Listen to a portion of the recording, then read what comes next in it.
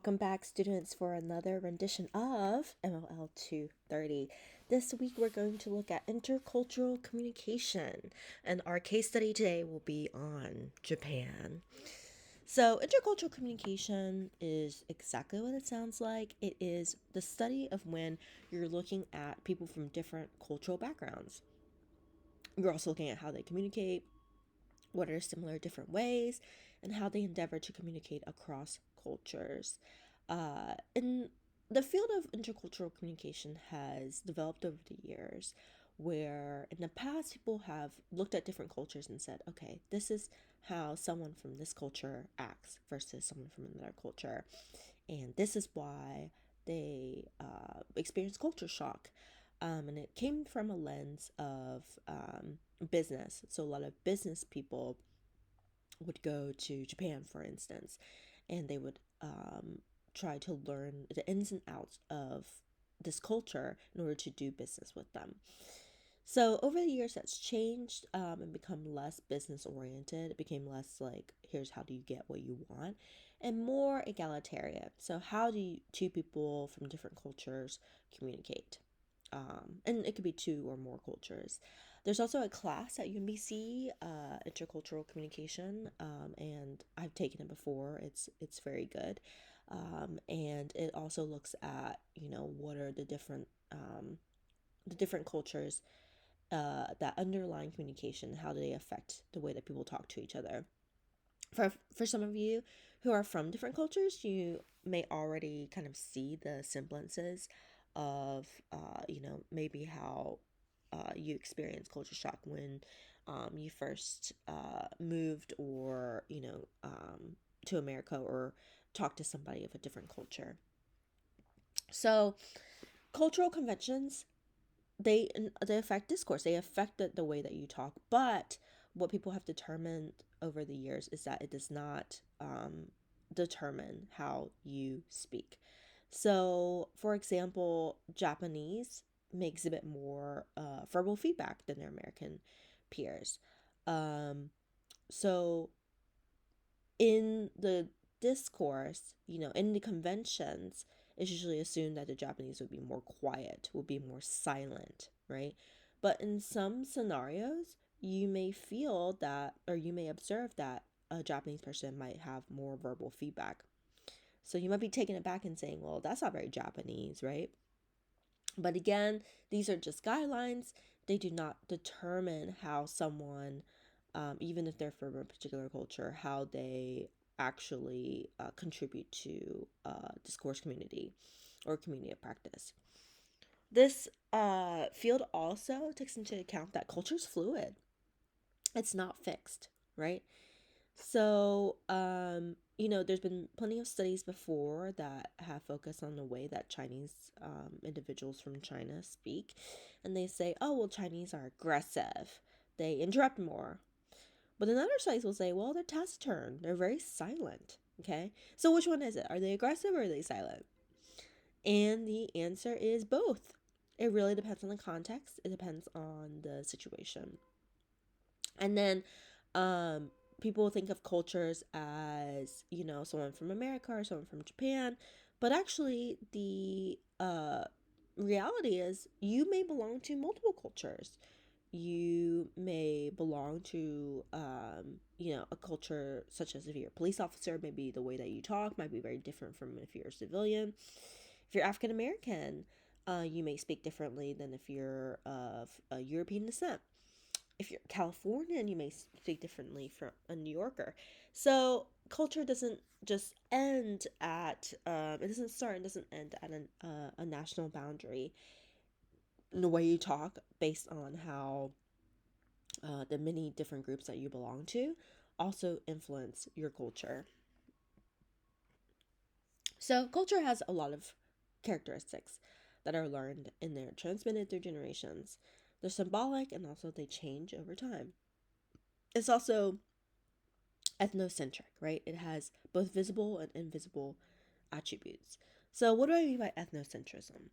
Ethnocentrism is the view that one's own group is the center of everything, and then all other groups are rated in reference to how they stack up in relation to one's group.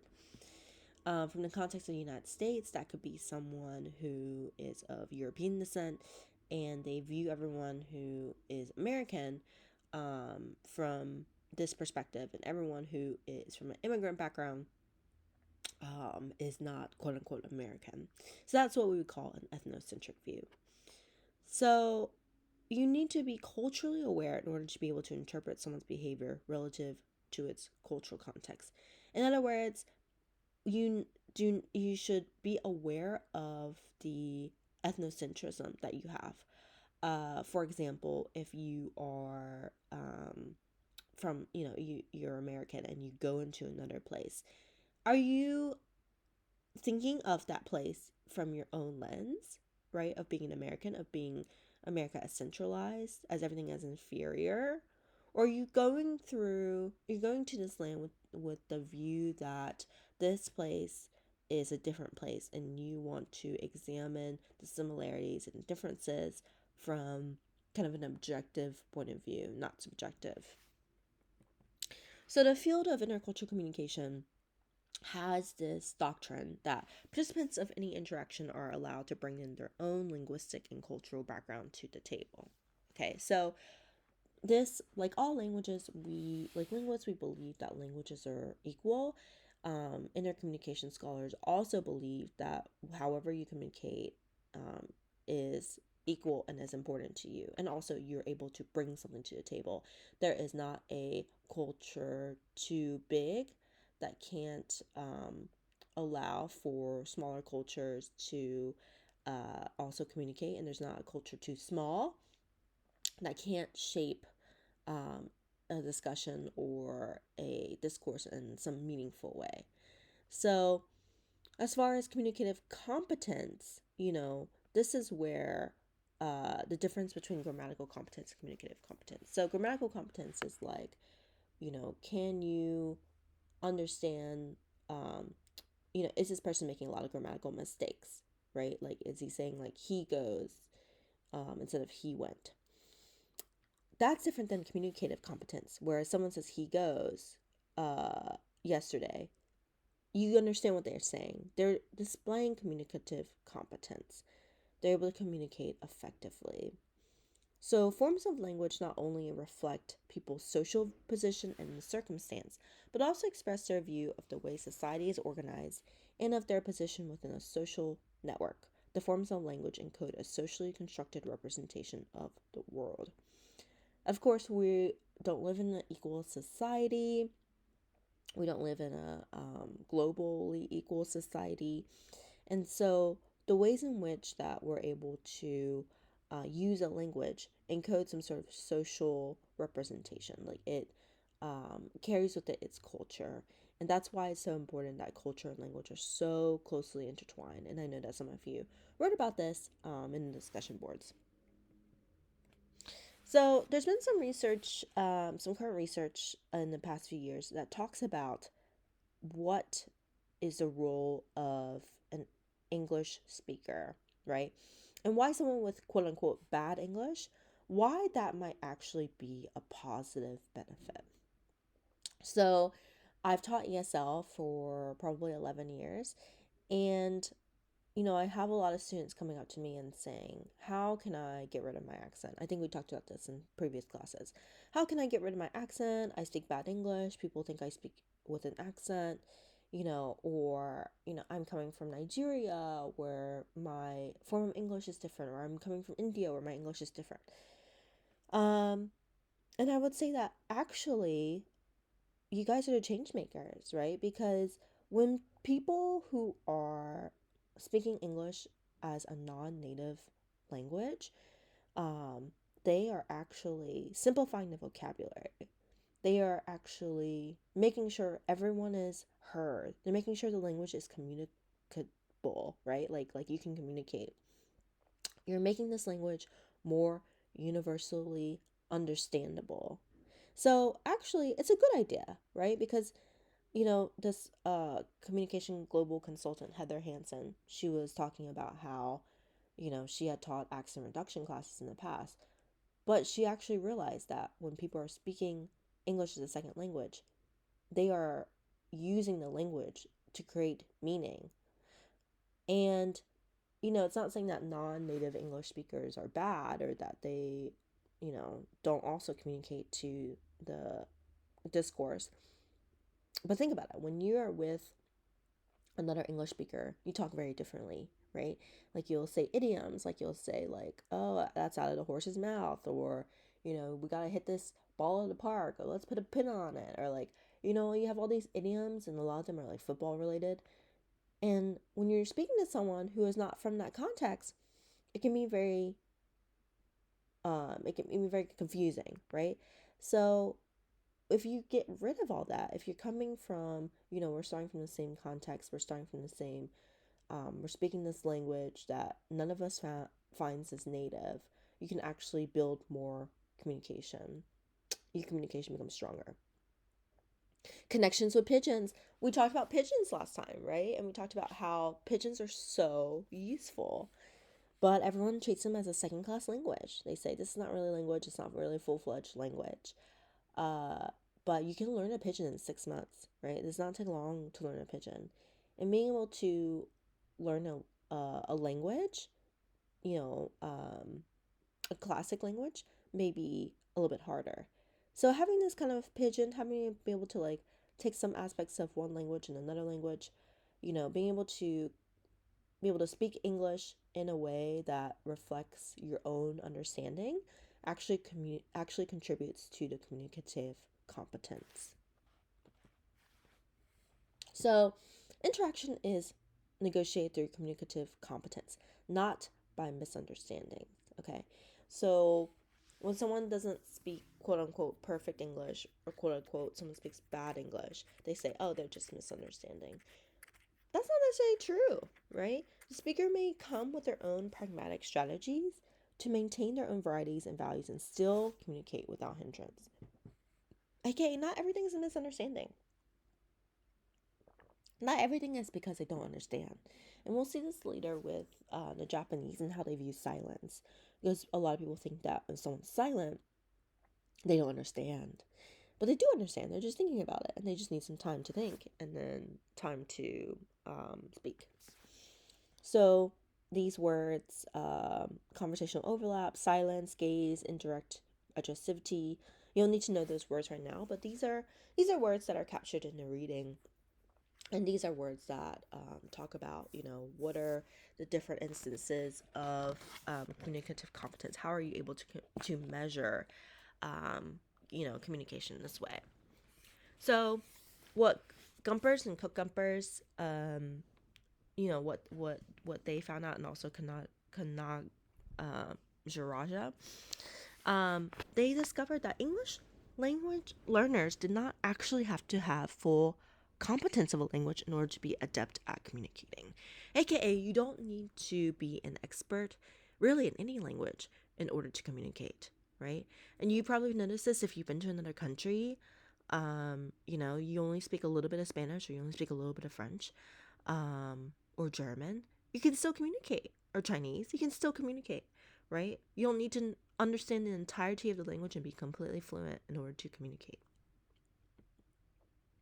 So this is more the TED Talk by Heather Hansen. She talks about how, who does language belong to, especially English, right? Because there's people all over the world that speak English as a second and third language. We would call that the global Englishes, or Kana Garaja would call that the global Englishes.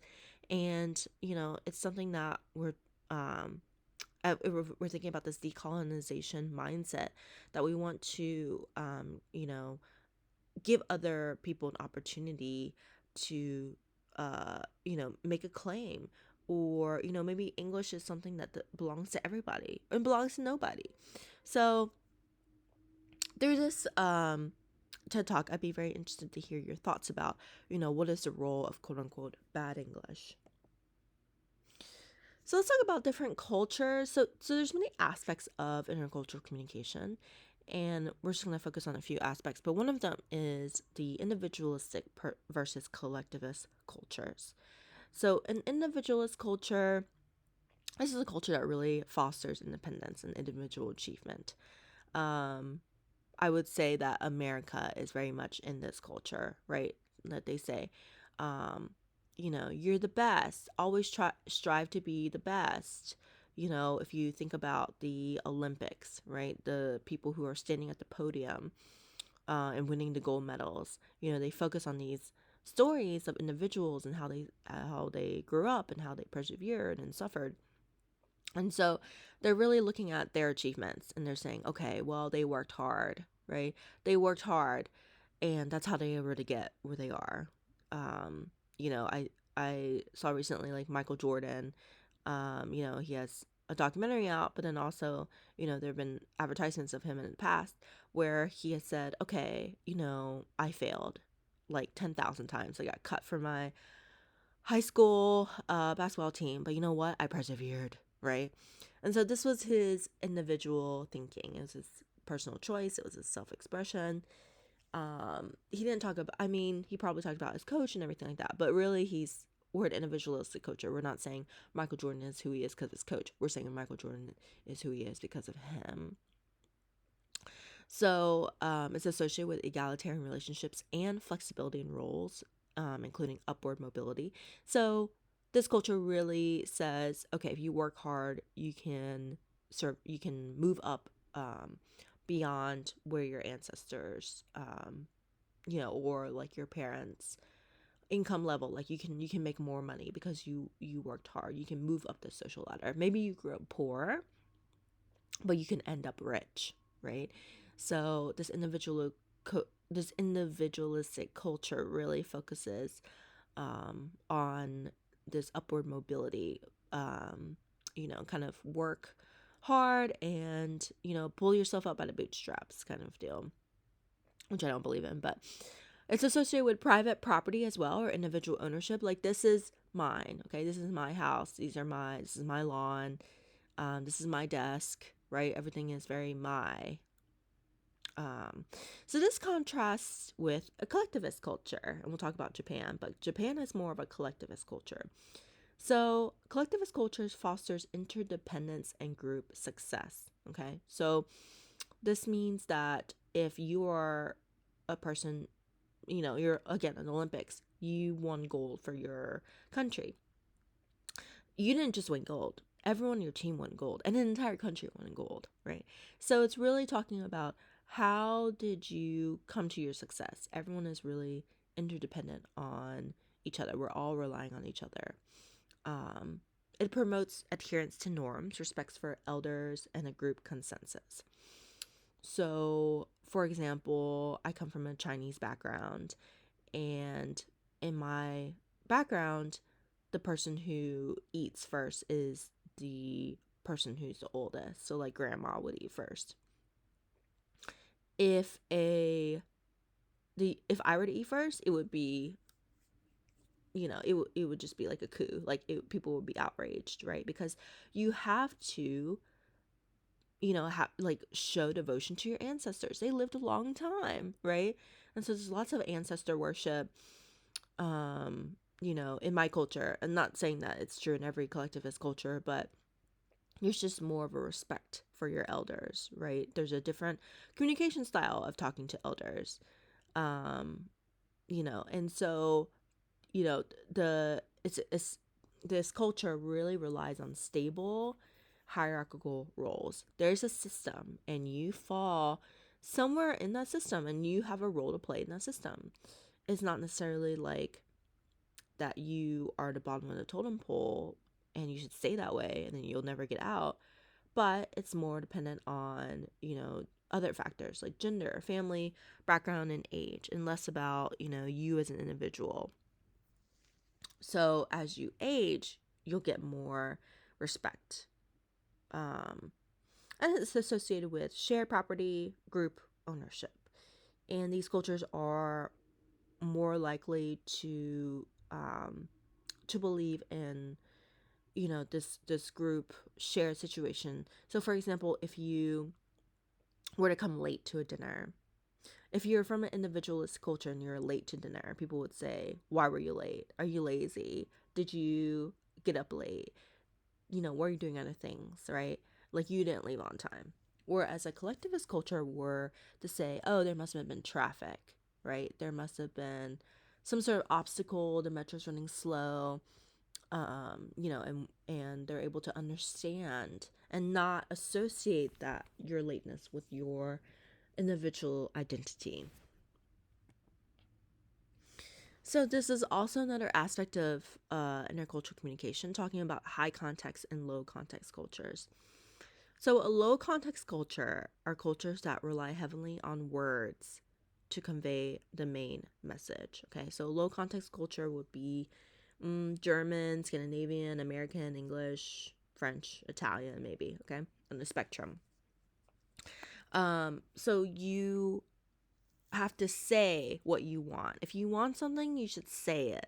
Okay, and even if it's awkward, right? Like even if you're like, I have to go, you must go now, right? Like I'm tired, you have to leave my house. In these cultures, you have to say it because it's not implied. Okay, very few is implied. Of course, it depends on the language, and each language is on a spectrum. But for example, if you go to a German and Scandinavian country, it is very common, for someone to say, okay, you have to go, you have to leave my house. This me hosting thing, it's over, right? Or like they would say like, it is your turn to pay now. Okay. Um American Sign Language is kind of like this, right? So I talked about in my previous classes how if you sign American Sign, you have to you tell the truth. So for example, um I was one of my students was in an exercise where he had to talk about the girl next to him, and he said, oh well, she has blonde hair, she has blue eyes, and the teacher said, well, you didn't mention that she was fat. And then my student was like, what? And you really can't mince words. Like it's not like you're calling this person like you're not bullying this person, you're just being very you can't mince words. Like you have to say like overweight. You like you have to be very direct in this culture. Whereas a high context culture, the high context culture really relies on the context of the interaction, and they believe that some words are better left unsaid. So these would be cultures like Chinese, African, Arab cultures, Greek cultures, Mexican cultures, Spanish cultures, or some elements, right? So these cultures believe that you don't need to say every single thing. They kind of find it annoying, I guess, or at least, I'm from a Chinese high context culture, and I kind of find it annoying when someone spells out everything.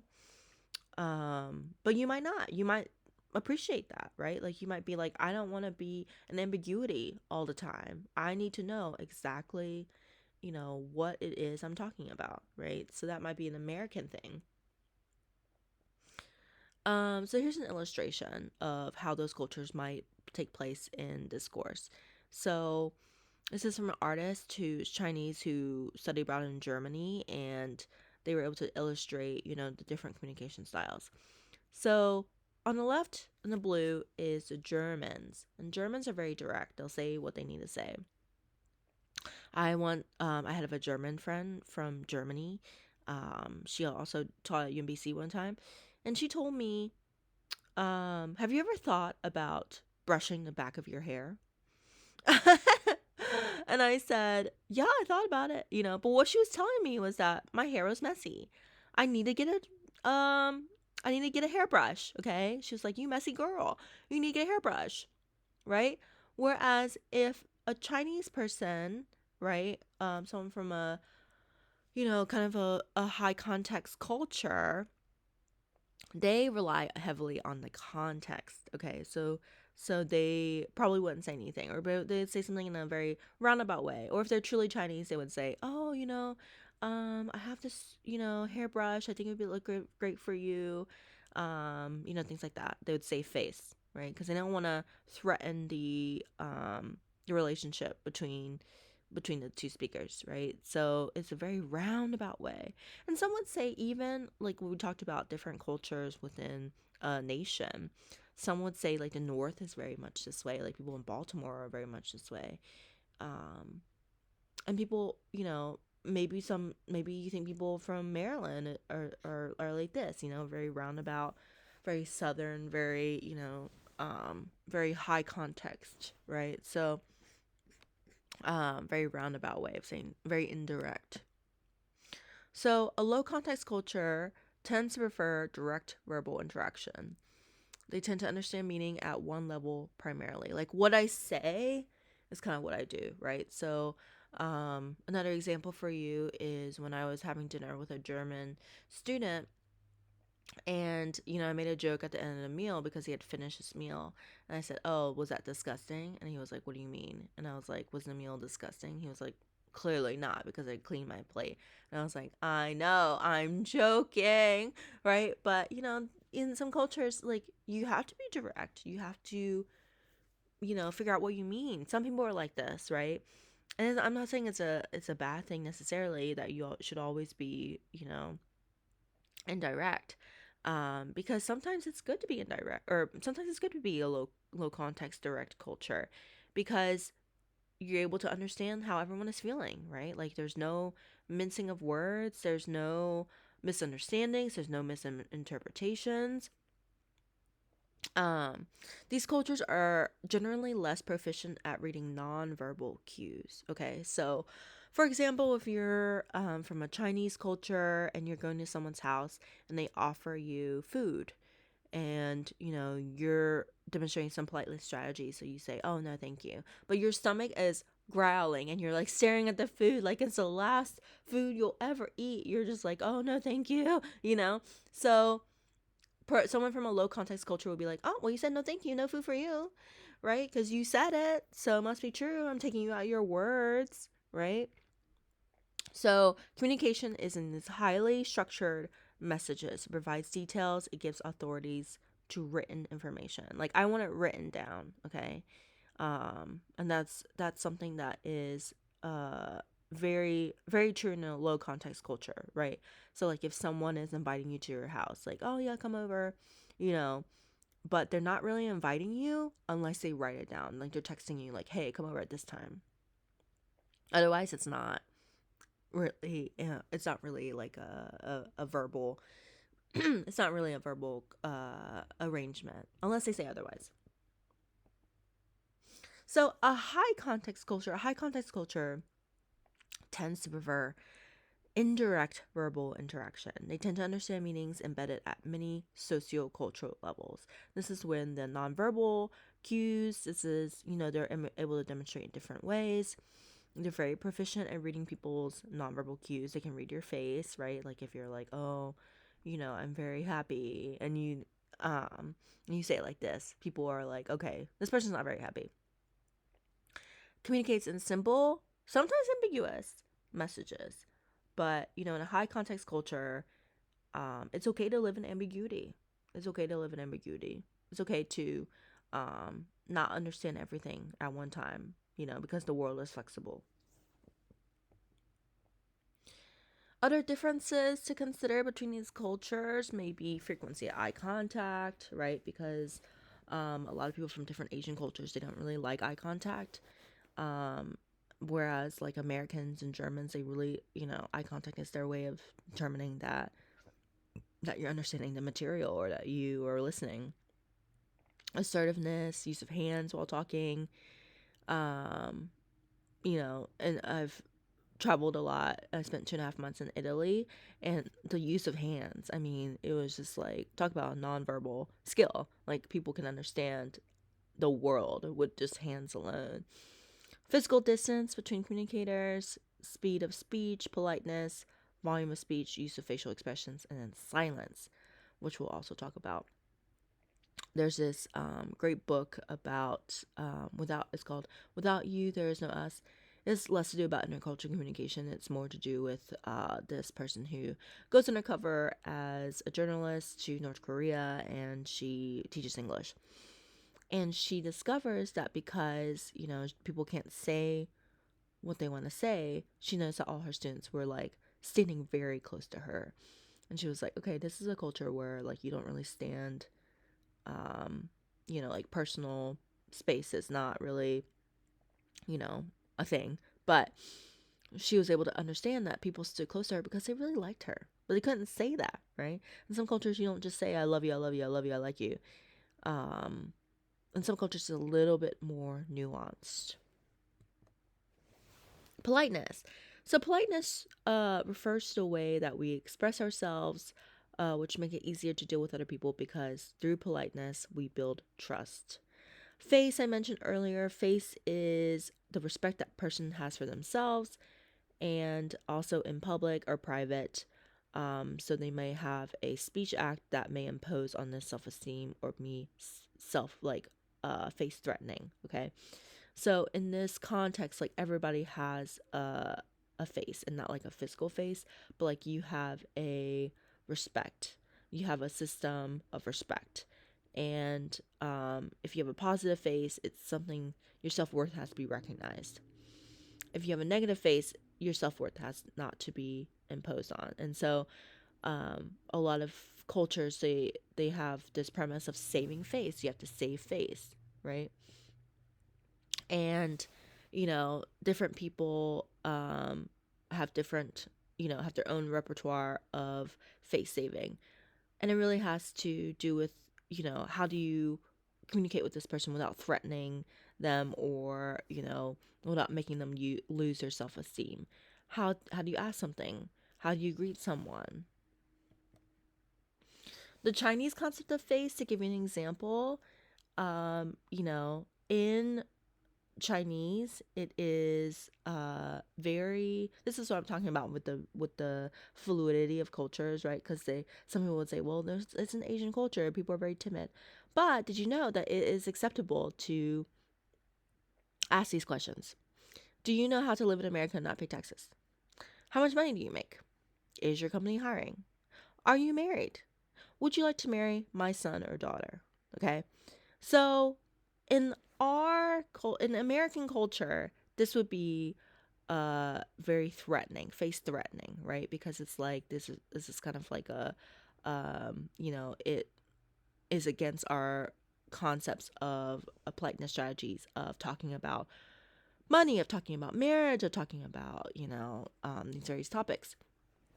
But this is very these might be very common topics, in Chinese culture.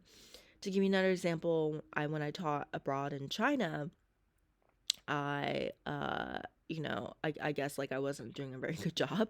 So the teacher who was observing me, she said, "Oh, you know what? Just take the rest of the day off. You look tired. Like take the rest of the day off. Get some rest." And I was like, "Oh, great! Like I can go home. That's great." But then I realized that she was trying to save face. Like she didn't want to tell me directly. She wanted to say that I wasn't a good she couldn't say wasn't a good teacher or that she wanted control of her classroom back. She just said, "Oh yeah, you look tired, like, feel free to take it easy, go home." So, in these high context cultures, you have to be really versed in the context or the culture uh, in order to communicate, because so much relies on not words. So, some politeness strategies, some positive politeness strategies. There's positive and negative. The positive is usually it tries to minimize distance. Okay, so this shows that your hearer has a desire to be respected, a positive face. And this is usually seen in a group of friends. It tries to minimize the distance between them by expressing friendliness. So, if I said, for example, you must be hungry. It's been a long time since breakfast. How about some lunch? Right? Oh, it seems like you're tired. Like this is positive politeness that my teacher was telling me. If you're avoiding disagreement, right, you could say, what is she? Small? Yes, she's small, smallish. Not really small, but certainly not very big, right? So what you're trying to say is, I disagree, but you're just saying yes. Yes, yeah, she's small. I mean, not really, but not very big. Because you don't want to disagree with this person. A hedge, right? Like oh, you should really try harder, right? So sort of, or really, should, right? Instead of saying like try harder, you're saying, if you want to, maybe you could try harder. So this is hedging. You're kind of you're showing the hearer that you have that person has a desire to be respected. Okay, you recognize you're respecting that person. You don't want to create too many disagreements. Whereas a negative politeness might be to assume that you might be imposing. So this assumes automatically that there might be some social distance, okay? You don't really feel that close to this person, right? So you could be indirect, okay? So the positive politeness might be more direct, and negative politeness might be more indirect. So you might say, I'm looking for a pen. Okay. This might be if you let someone borrow your pen and you said, oh yeah, I'm just looking for a pen. Request forgiveness. Oh, please forgive me, but like, can you do me a favor? Things like that. Minimize imposition. Oh, I just wanted to ask you, I was just wondering if I could use your computer. So this is where you're imposing, right? Like you're not necessarily respecting the person as in positive politeness, but you feel like, you know, there's some social distance in this hierarchy that you're imposing in some way. Power differentials also play a role in this context. So, whether or not you are dominating the conversation, are you interrupting? Are you talking at length? Okay. Are you switching from topic to topic? This also, kind of shows if someone has, dominance over the conversation. It also shows control of the participants' contributions, like telling them what to speak or what to speak about. So, if you're introducing someone at a conference, you'd say like, "Oh, this person is gonna talk about X," right? Maybe you're evaluating the other person's contributions. You're approving or praising someone. That means that you are of the, you have this sort of power dynamic to where you can talk about this other person, right? Mode of address, you're telling someone doctor, or you're saying madam or sir.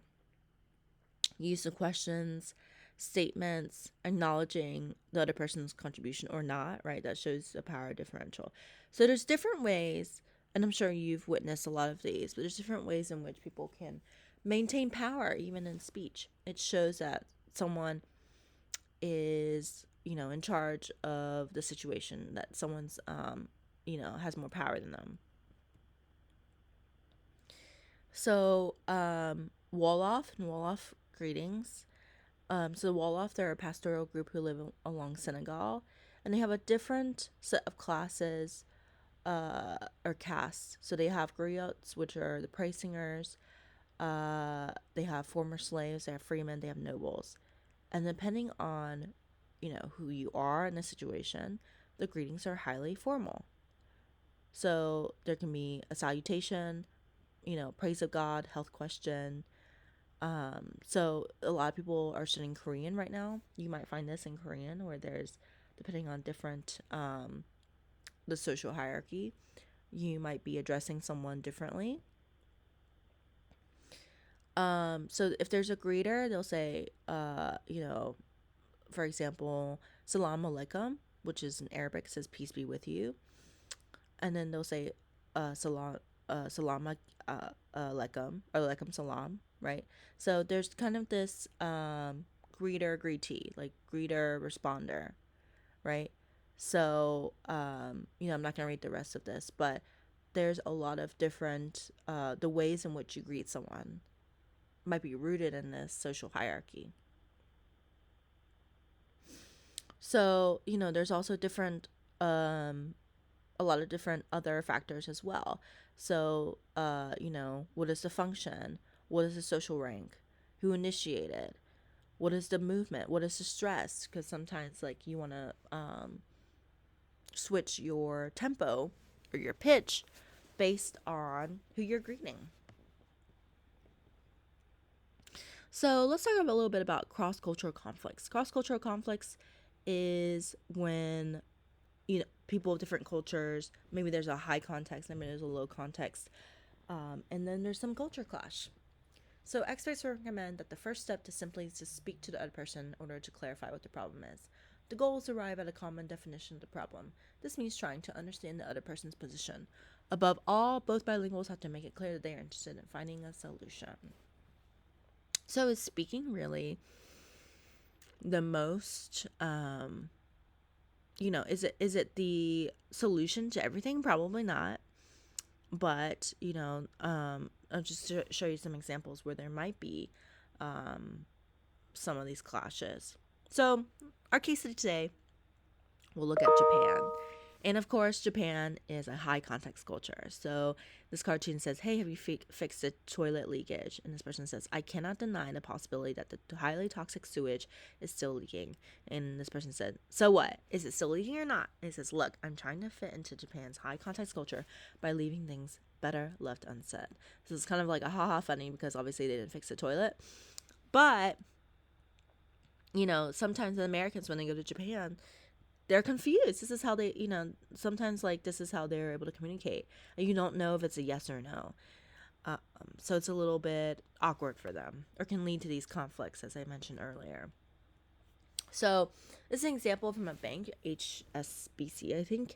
And it's not Japan, it's from Hong Kong. But, in Hong Kong culture, in Chinese culture, you're supposed to leave a little bit of your food left over to show that you are satisfied, right?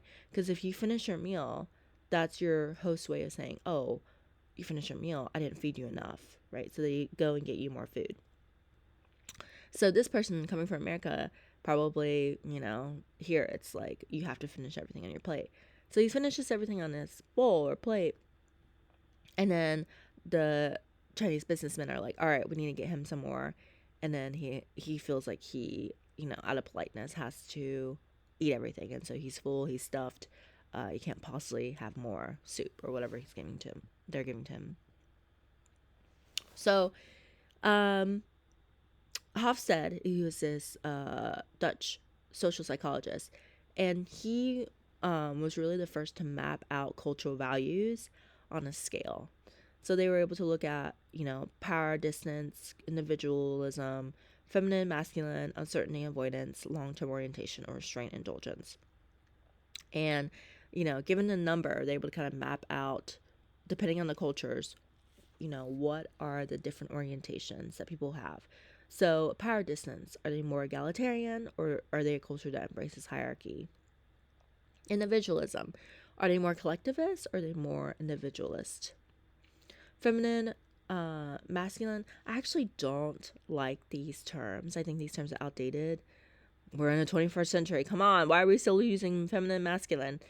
But in Hofstede's definition, feminine is like nurture's more important. Like, I want a job that has more quality of life, which is also is like not feminine or masculine, but I digress. And then in his rating, he says like a masculine culture, the power is more important, which is kind of toxic masculinity. But uncertainty, avoidance, comfortable with ambiguity, or does ambiguity create anxiety? Okay. Long-term orientation, do they put their short-term goals first? Are they like saving every single cent, waiting for a rainy day? Or are they more YOLO?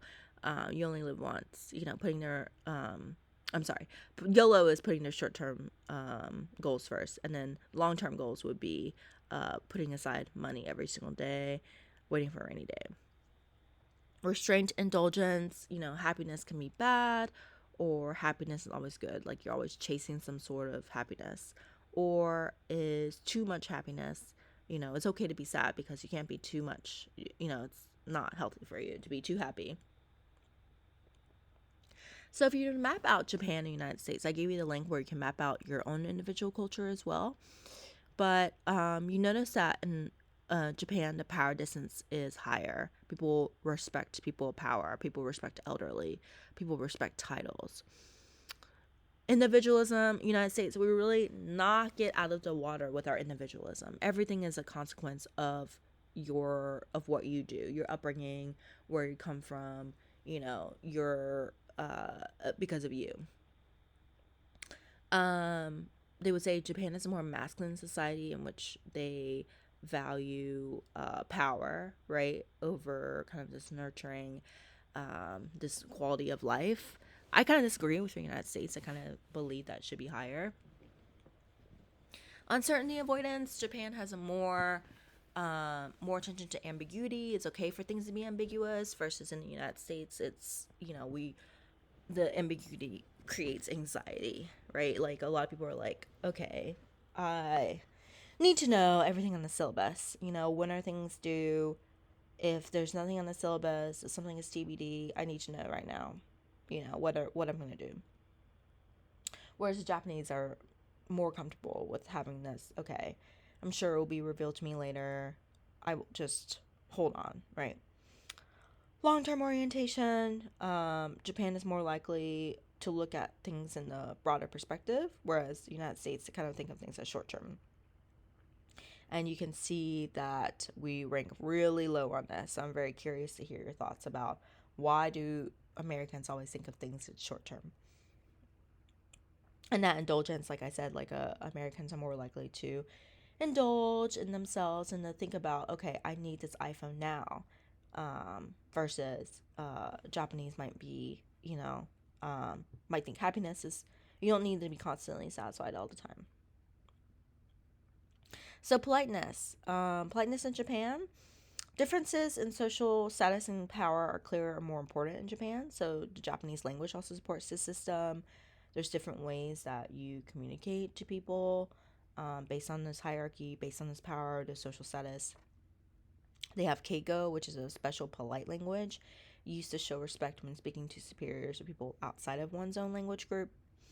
And it's more polite to keep others outside of the group, okay? Whereas here we would find that to be exclusive, right? We want people, because we live in a more egalitarian cultural society, so we don't really, if you're able to speak a different language to somebody, well, that's good in Japan. In America, that's kind of seen as exclusionary. The Japanese also acknowledge superiority more clearly and use negative politeness to people outside the groups. So they apologize to maintain a good relationship, even if they are wrong, even if they disagree or they criticize. They do so very indirectly. They're very indirect. They want to save face. However, politeness in American English, social status and power are not so clear, are less important than in Japan. Americans may use more positive politeness than the Japanese. They might use more direct forms than the Japanese. So for Americans, it is polite to include other people in one's own language group by using informal language. Like y'all, for example. So the differentness in polite and friendly are they're able to switch from, like if for example, if someone were to say, Dr. Chung, and you'd switch from my first name, which is May, it's not, a great offense to use the first name to address a person whose politeness or respectful attitude is expected. But if you did this in Japan, it would be very different, right? So the Japanese, they have to learn the American structure of polite and friendly, which is very different from their own native definitions. Also, accepting a compliment. So Americans are more likely to accept a compliment, and say like, "Oh yeah, thank you. You look nice today. Oh, thank you. I got a lot of sleep, or it's springtime or whatever." Whereas the Japanese say, "Oh, you have a really nice day." They're more likely to say, they're more likely to reject a compliment. They said, "Oh no, I don't." You're too kind. I don't think so. You look nice today. So American speakers were more likely to engage in deflection responses. So like, "Oh, you did a really great job in the presentation." They said, "Oh, really? Because I messed up on this. Did I really do well?" Right? So that's deflecting. But Japanese speakers are more likely to respond with self-denigration. You did really well in that presentation. They're like, "Oh no, I did not. didn't, I don't think that's true. I spent, you know, 2 minutes on it. Like, I didn't do well, So, even the ways that they accept a compliment can be very different. So, this is kind of what I said earlier, in, integration of other people, whether they're polite or friendly. Polite and friendly mean different concepts in Japanese, versus American. If someone's polite, they're also friendly, right? They're able to accept or return a compliment, like, "Oh, you look nice. Oh, you do too." Deflect, right? So it's more polite to include other people, where in Japanese it's polite to keep people outside of your friend group, or outside of the group, the social group. So how they speak, Japanese often speak in a roundabout way compared to Westerners, who are very to the point. Japanese start with an explanation of the background and then follow it with the point of what they're getting at. And they dislike specifying things to the last detail, right? So there's lots of silence, right? So the interlocutor, the person they're communicating with, has to figure out what are the parts left unsaid, because the parts left unsaid are often the most important. So I'll just give you an example. This is located on Blackboard, just like an example of a text in which there is these power differentials. And I'll show you kind of differences of how they're able to use negative politeness and positive politeness and silence. So here are the power differentials. There's an American manager, A, right? So this is a person who, she knows that people from other cultures communicate differently. She knows that Japanese might communicate differently, but she's never visited Japan before. So this is her first time interacting with Japanese officials. Then you have S, who's a Japanese manager. They're the regional business general manager or vice president. And then you have J, who's a junior staff. Okay, so you have A, the American, S, who's Japanese, and then J, who's also Japanese, but below S, hierarchical. So this person said, the American says, "Does this show up in the customer satisfaction surveys?" And J says, I think so. American, yes. J, 2, I think so. American, will we see some of these results? S. But as I said, the problem had started October last year. American, yeah, so it's 1 year. As the manager, the Japanese manager. A little early to see the data, right? And the American says, "As you were talking, I realized I don't have a general background understanding of the business in Japan. For example, could you just give me a little bit of the background?" So the Japanese are using negative politeness. They are able to show that there's a hierarchy. Okay, there's a social standing here. They're able to be indirect. So someone says, "Okay, does this show up in the customer satisfaction surveys?" And the Japanese says, I think so." And then the American says, "Yes," because she's looking for a yes or no. I don't want to, "I think so." She wants a very direct answer. And then the person repeats, "I think so." So again, negative politeness, because you're being very indirect here. Okay, you're not really saying yes or no. You're being very indirect, maybe on purpose. Maybe it's part of their intercultural communication style. But you can see here that the American, they're using some of the hedging. Okay, yeah, I don't have an understanding. Like, it's, could you, give me, like, very indirect, like, "Could you do this for me?" Um, so this is more like it is more to show the respect versus the imposition. Because this American, is not understanding, and they just need more context. They're saying, "Give me more context."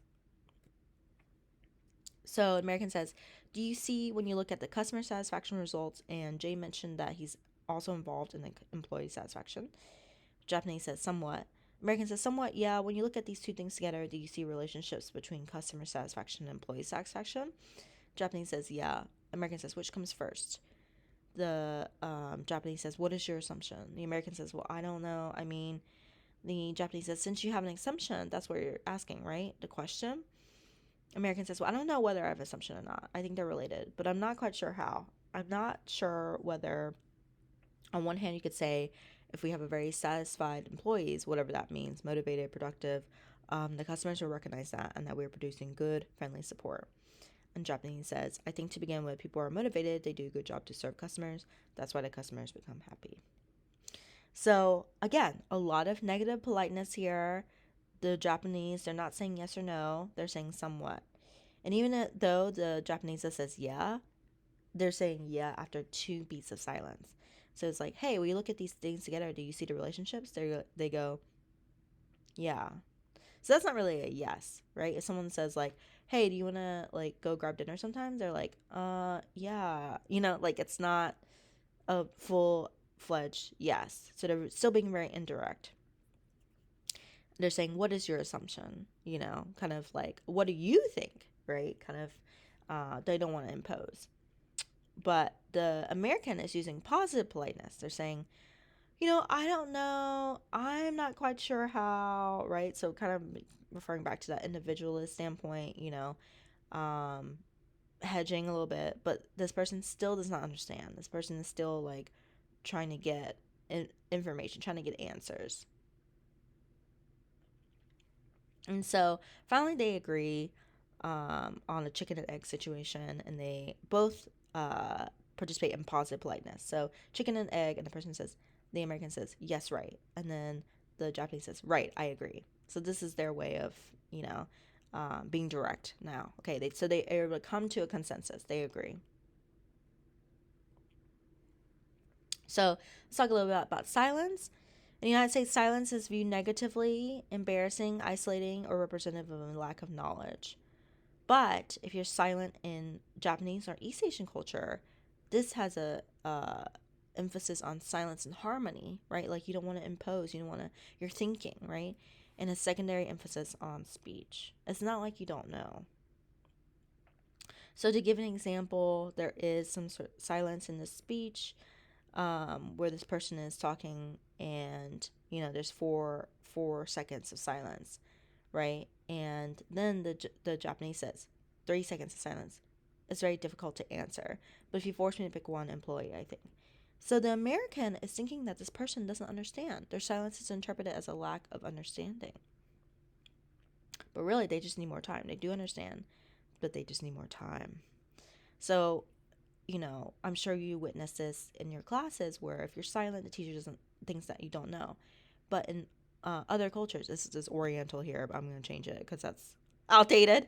But silence can indicate respect, agreement, disagreement. I didn't say anything because I agree.